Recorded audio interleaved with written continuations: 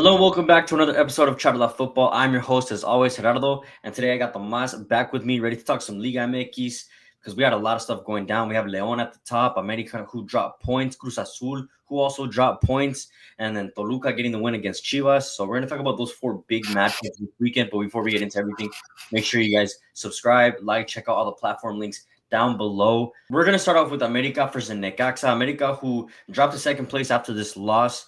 3-2 win for NECAXA. That actually was pretty impressive.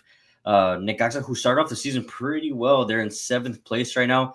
I don't think it's going to be enough towards the end of the season. We're barely not even halfway through, but I don't know if it's going to be enough for NECAXA to go all the way and maybe make it to Liga. But I mean, from what I saw, they look decent enough to maybe scrape by into repechaje spots.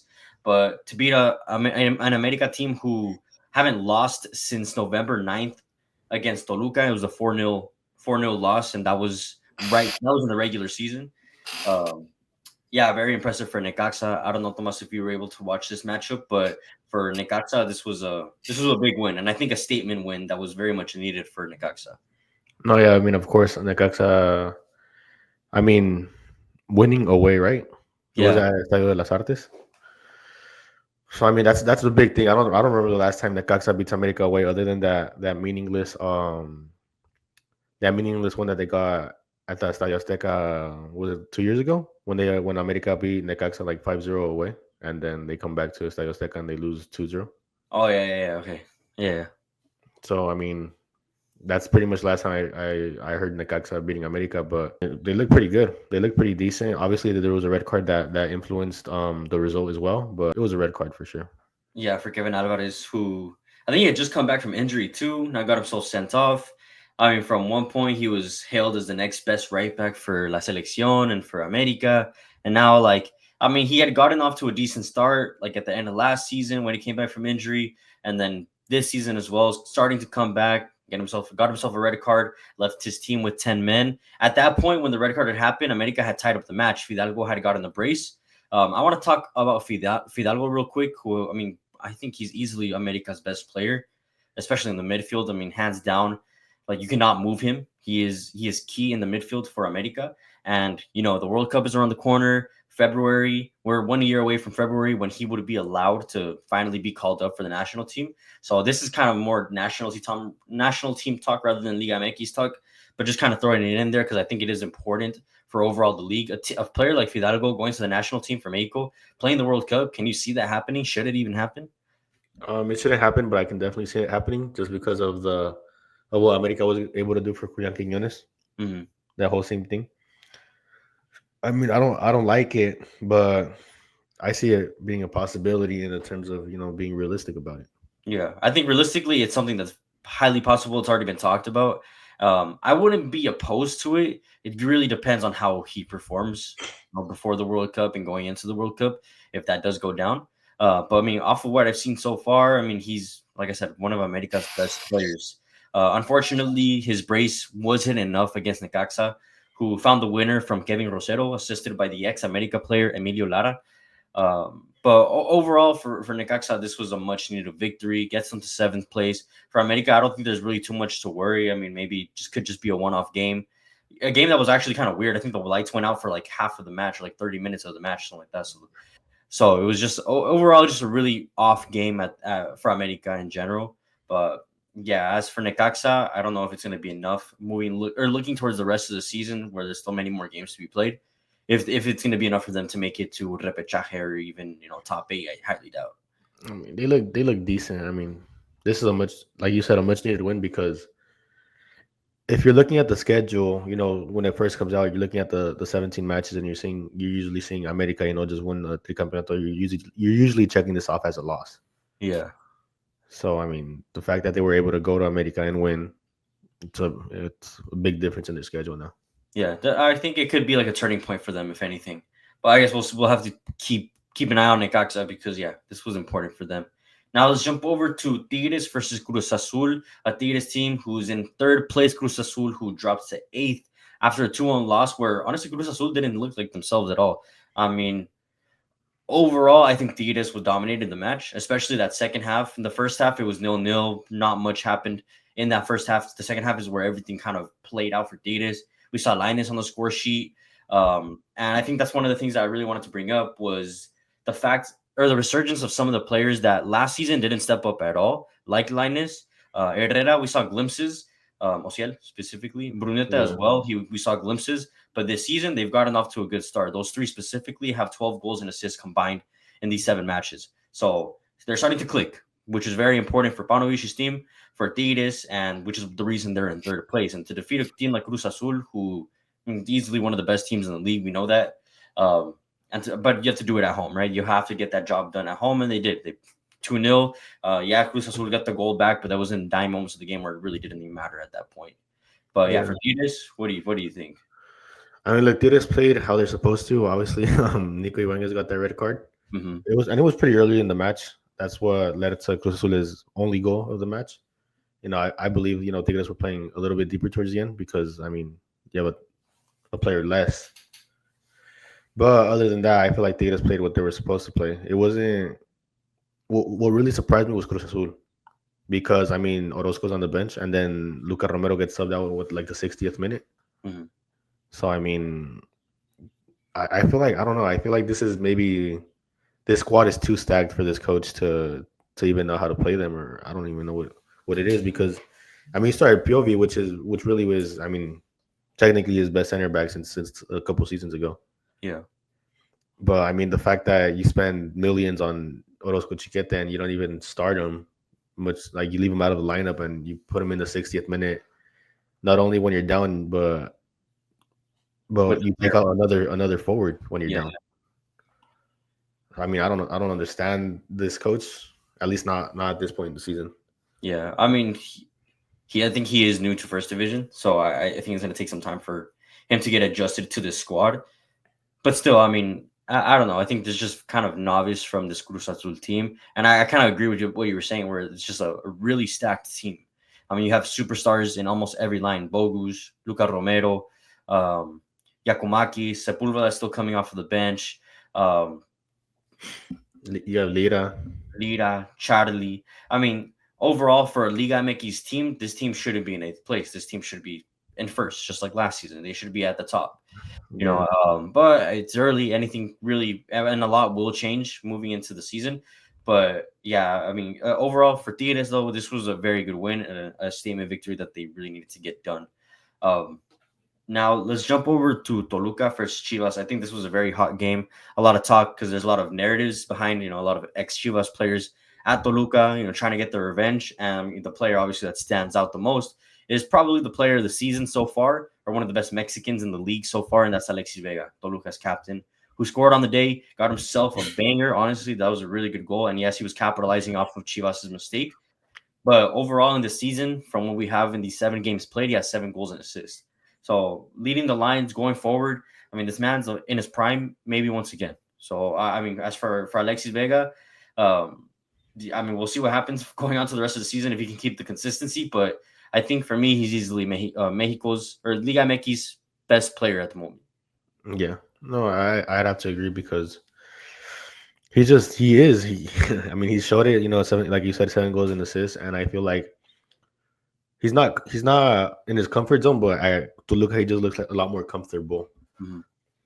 I think it's just the connection that he has with the club, with the city, with the people. I think, and the pressure is a lot less than what you had at Chivas. And we talked about this off of camera, but yeah, I agree that. I mean, I compared a team like Toluca and a team like Chivas. They're both big clubs, but it's very incomparable. I mean, there's 10 times more pressure at Chivas than anywhere else. And I'm pretty sure a guy like Vega probably choked under it. Realistically, he probably did. But going back to Toluca is probably the best decision he can make for his career, for his life. And it looks like it's paying off so far. But go for it. No, well, like you said, like that, like I just want to go into comparing to what happens at Manchester United. Their players leave and all of a sudden they're one of the best players in the league that they go to. It's so weird, I guess you could say. But I mean, when you go to clubs where things aren't as, or from the outside everything looks nice, but then you actually go inside of the club and there's probably a mess going on. Not that we would know, but from what it seems like for a team like Chivas, or kind of comparing it to Manchester United, yeah, it looks nice from the outside, but inside we know that it's probably a mess going on. So leaving that is definitely probably like a breath of fresh air for players like Alexis Vega. I know we were kind of comparing it to Anthony or the Anthony move earlier. But yeah, for Vega, this was what was needed for his career. Now, for Toluca specifically, I wanted to touch on just how unconvincing they have been. On top with Chivas too, they both have been very unconvincing. But as for Toluca, I mean, they got rid of Paiva after getting eliminated in the Liga last season. But I just wanted to like ask you if you think they look worse or they look better with Mohamed, because in my Um, opinion, they don't look as good as they did with Paiva. I feel like they definitely look worse. I mean, even defensively, like the fact that Paiva defensively, although his focus was in defense, his team defended very well.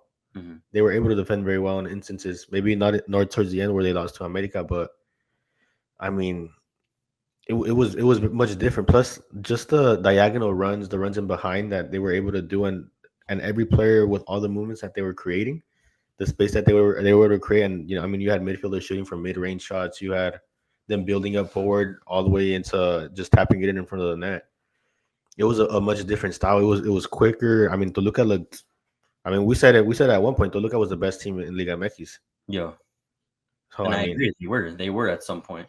now it just feels a lot slower. It feels like their creativity lacks. They play a lot more simple, which is fine. But I mean, Bible was just on another level. They had him playing a different level. Yeah, I don't really agree with getting rid of him because he was still probably getting accustomed to this new team. But I mean, regardless, I mean, for Mohamed, I mean, they got the win. It's important. Sixth place, not as bad. I mean, compared to Paiva, I think at this point in time, they were already in the top four at least. Um, but I mean, I was comparing, the Mohamed and Paiva, them leaving or Paiva getting rid of Paiva. Um, and the similarities to now Chivas and Juniet, how they're both very unconvincing. Mohamed with his team, Juniet with Chivas at the moment. What do you think is missing from this Chivas team? Like, I mean, the players for sure need to step up, but like, is it the coach? Is it the players? Like, which one is it, or is it both? I feel like it's just a whole different process. The difference with Chivas is the past two coaches that came in, Paunovic and Gago, their process started in like 3 weeks. Like 3 weeks into, you were like, damn, they play good. Mhm. Now it's like, it's what game is this? The fifth game? Yeah, Three, but like, I mean, this fool had a preseason and everything. This is like his almost his second month with the team at least. that's what I'm saying. And with Gago and Paunovic, 3 weeks in, he had him like moving. Paunovic is Chivas. I mean, playing without a striker, they were able to make it to a final. And Gago, I mean, he made it to a semifinal. Mhm. So it doesn't look like I don't even know.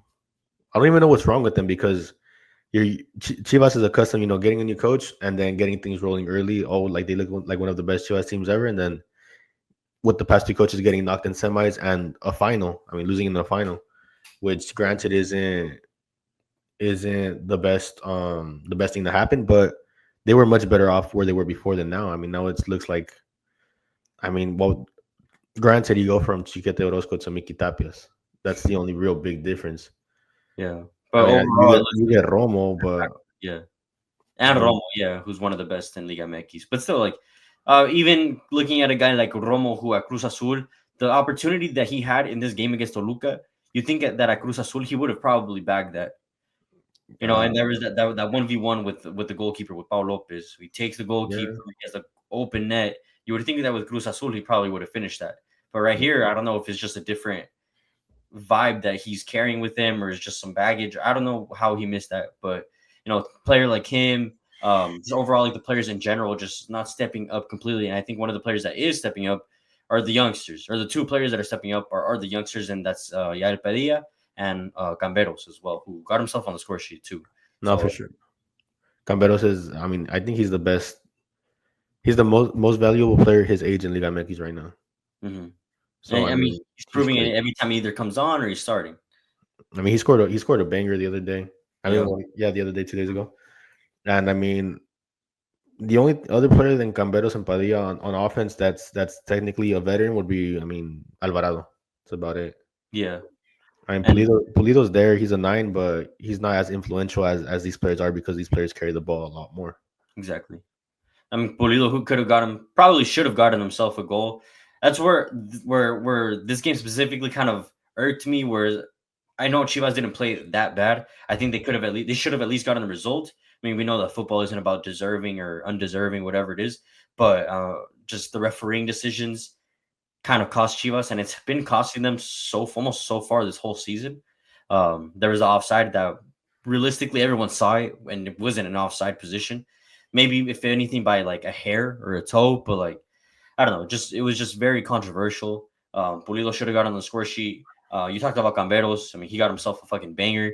I want to talk about him real quick. Do you think, as for like Mexico, for Chivas, is this like their next big investment, a player that's going to go to Europe probably in the next couple seasons? I mean, look, Chivas has I think it was an alliance with Feyenoord and PSV. Mhm. So, I mean, they've been looking at Castillo. They've been looking at El Tilon was Mateo Chavez, Hey. and they've been looking at Camberos. And I mean, from what I heard from what's this guy's name, the bald guy from ESPN. Do you know his Oh, name? his Jesus name Bernal. Bernal, yeah. So I guess he's saying that Chivas is saying that all these three players are practically intransferable. That they want to hold on to him for a bit longer, and I feel like there's a real project behind those three players at least. But I feel like it'll be a good move to Yeah. Europe because I mean it looks like Mexico's facilitating players to Europe now for some reason. I don't. We got that Santos kid to Feyenoord now, Carrillo, yeah. Carrillo, and then there's a couple more that left this season.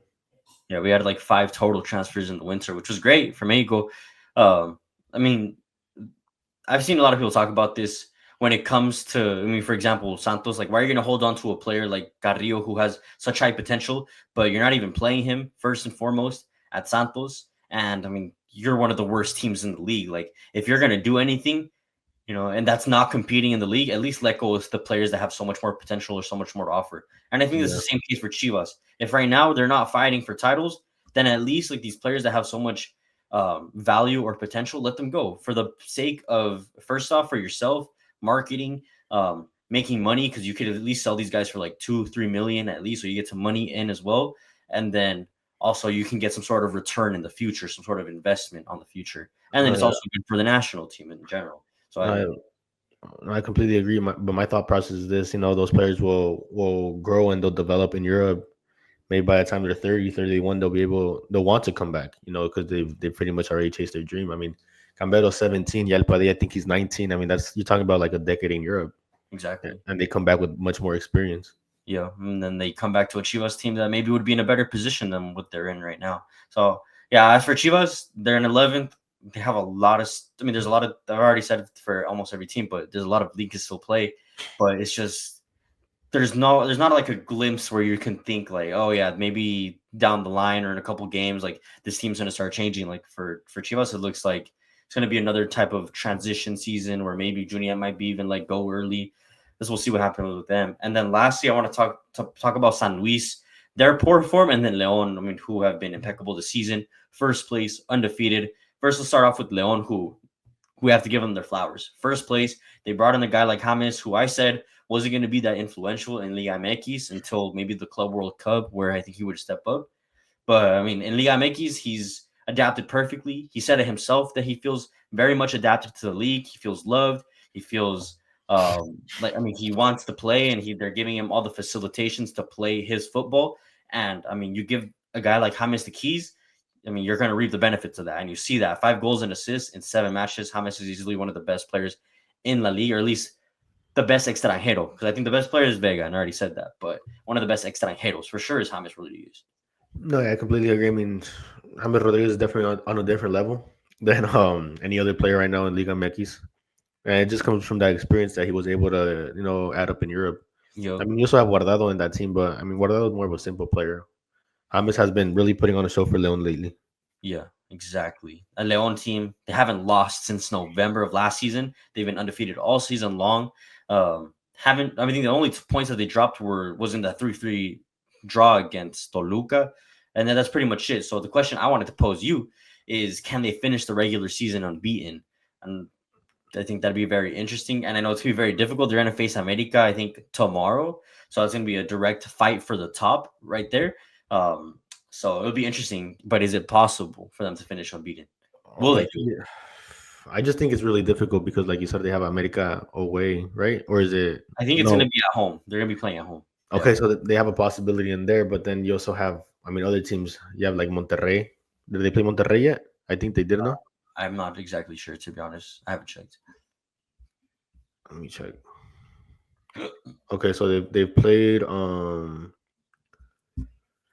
Atlas, Juarez, Win, Chivas, Mazatlan, Pachuca, Toluca, and San Luis. So they still have to play Monterrey. So they still have to play a couple of quality sides as well. They still have to play Monterrey. They still have to play. So they play America, then they play Tigres, then they have a bye versus Tijuana, and then so Santos, NECAXA. I mean, it's too early to predict, and I don't think so because they play Monterrey at home, but they play Cruz Azul away. And then they play Pumas at home, but I mean Pumas, that's just another bye. They're barely a club. I mean, it's because they still have to play America away and Cruz Azul away, and then Monterrey in general is very dangerous. Yeah, Tigres too is also going to be difficult. Tigres is going to be difficult. Just that they got lucky. I mean, if they can get the win against America, I think it'll be a big statement for basically the whole league. So I guess it'll hurt America too because 2 back-to-back losses. You And it is at America, so it is at the Ciudad de las Artes. Well, León, yeah, definitely one of the best teams right now, proving to be the best team in Liga MX right now. We'll see what happens against America. As for San Luis, I think just the form overall for San Luis has been very worrying. From one of the surprising teams to make it to the semifinals, beating Monterrey in the first leg, thinking that they would probably do something, maybe even go to the final. Now they're in 17th place, only 3 points. That it was just a win against Puebla a couple of weeks back. And yeah, overall, I just think the project, I don't want to say it's fallen apart, but I think it's just stalled. I don't know if it's because they didn't make any important signings in the window. They only let go of like one player, which was the right back who went to Monterrey. They're right now currently in a 5-game lost streak. They even lost to Querétaro, I think, last week. I think it was 1-0 against Querétaro. We know Querétaro is one of the worst teams in the league as well. So yeah, only 3 points. It's pretty sad to see from Dominic Torrent's side.